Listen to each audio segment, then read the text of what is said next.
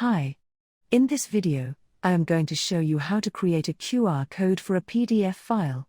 First of all, we open any browser and then go to the search bar. Type Scanover, then click on the first link.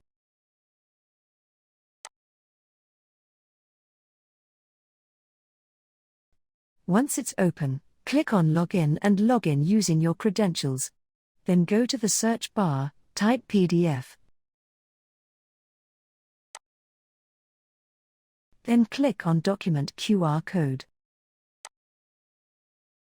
Then scroll down, click on Upload File and upload the PDF.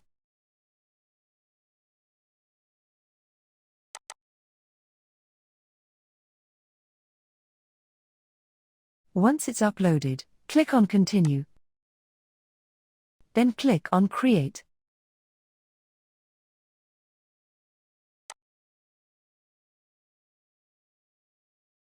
The QR code has been created.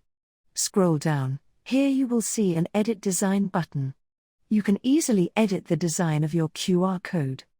Go below, you will see a Download button. You can download this PDF QR code from here. That's all the way to create a QR code for a PDF. If you found this video helpful, please like it and don't forget to subscribe to this channel.